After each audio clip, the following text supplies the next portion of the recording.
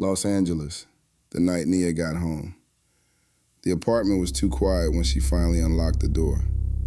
She had driven the last 6 hours with the radio off, windows down, letting the desert wind scour the road noise out of her head. Now the silence felt loaded, like the air before a server farm spins up and decides whether or not to grant access. Nia dropped her keys in the bowl by the door. The sound was too loud. Same modest setup as always. 3 monitors on the IKEA desk she'd assembled herself at 2 a.m. during grad school. A compact server rack under the desk that hummed like a loyal dog. Cables braided neat because chaos and wires made her skin crawl. One wall was nothing but books, ethnobotany, machine learning, a worn copy of Sacred Symbols of the Akan her grandmother had mailed from Accra with no note. The other wall was a corkboard covered in sticky notes that had started as a mood board and become a crime scene. She hadn't turned on the overhead light. The glow from the machines was enough. Blue-white, clinical, safe. She told herself she was just going to check email, unpack, sleep. She lied.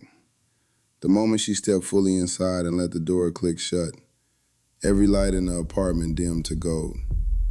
Not the warm gold of sunset, old gold, desert gold, the color of candlelight inside a tomb that has waited long enough. Nia's breath fogged in front of her, even though the thermostat still read 74.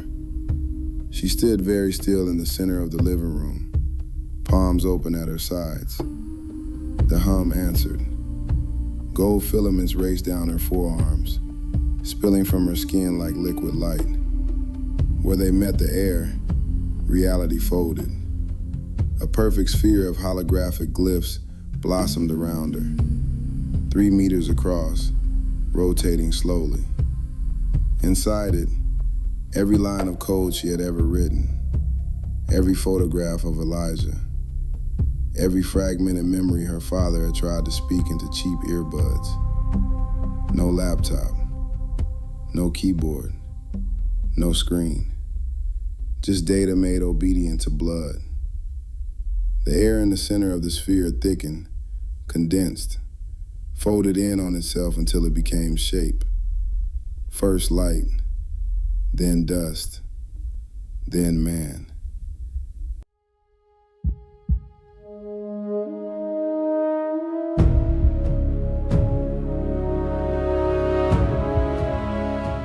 He materialized the way static resolves into picture, pixel by pixel, but the pixels were made of sand and time.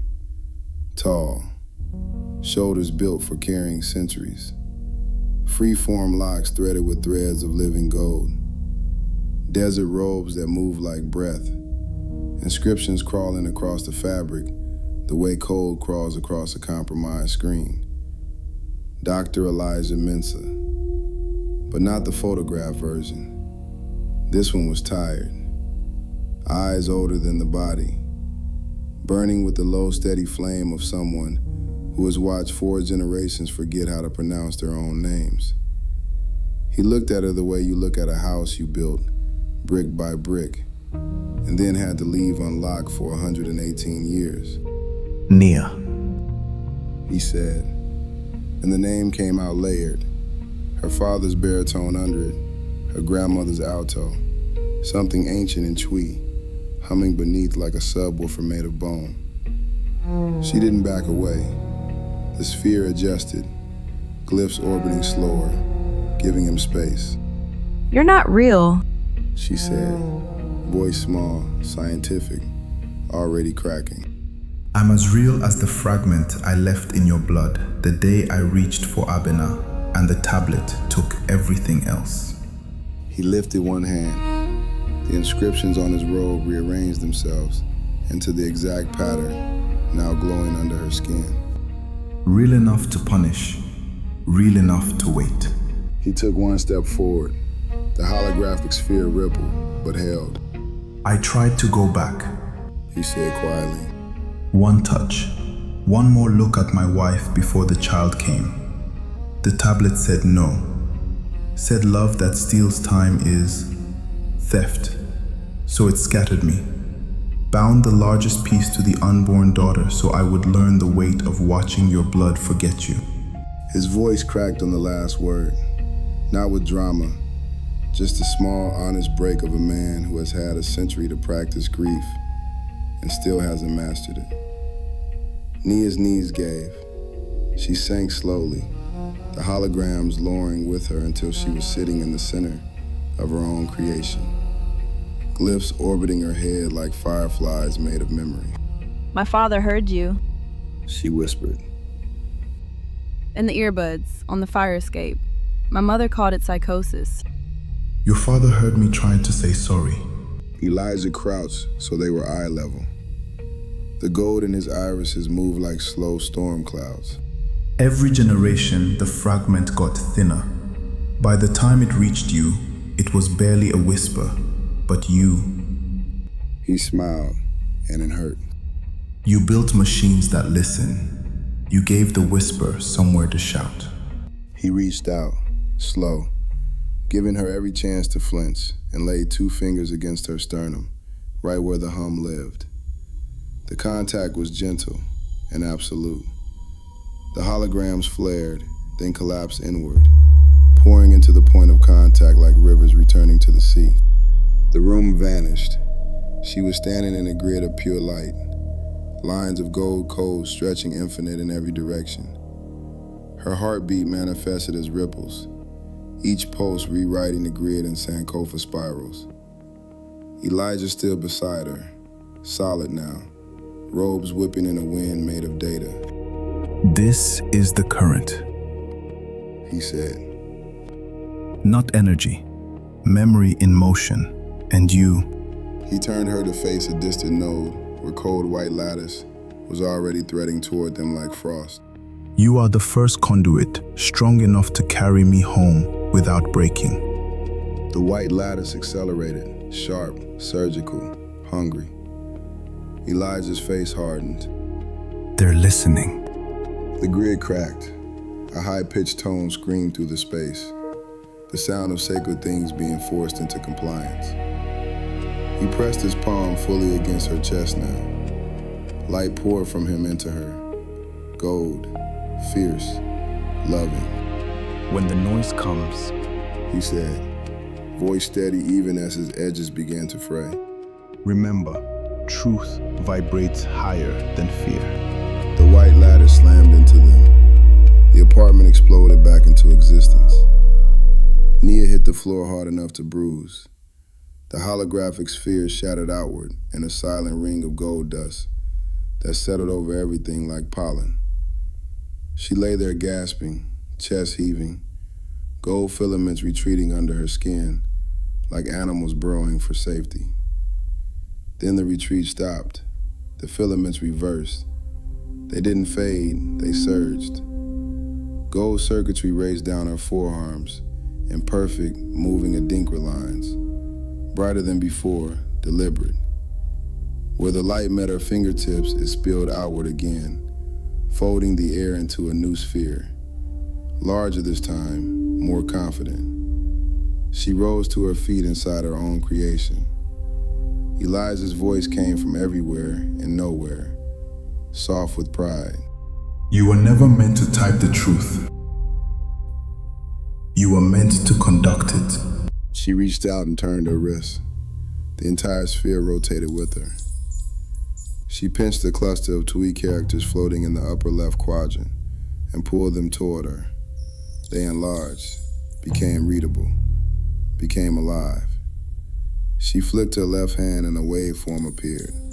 Her father's voice layered over Elijah's 1907 resonance.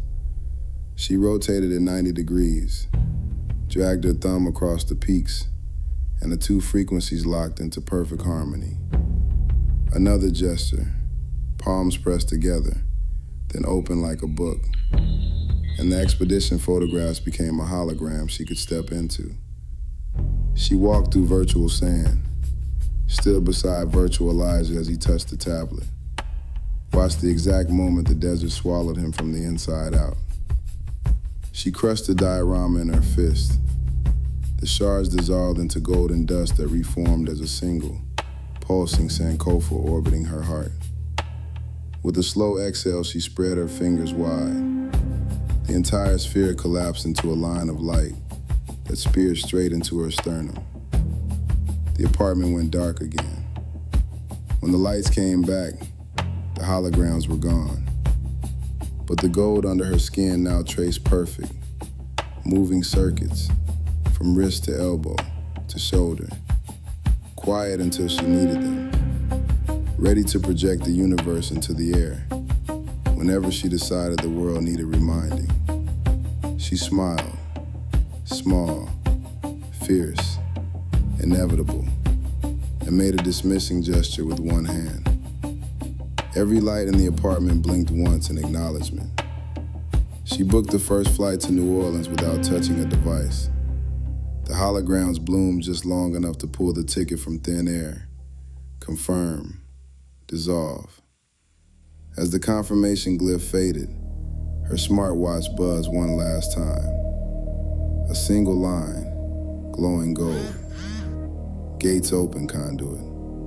Come claim what's yours. She closed the apartment door behind her without looking back. Behind her, the smoke detector gave one final, satisfied chirp, like a house that had finally told its secret and could rest. The blood remembered, and it had learned how to speak with its hands. Hey family, this is the blood of the ancestors. I created this story because I didn't grow up seeing worlds that looked like us treated with depth. Not just pain, not just survival, but complexity, spirituality, intelligence, joy, grief, inheritance. This isn't just fantasy or science fiction.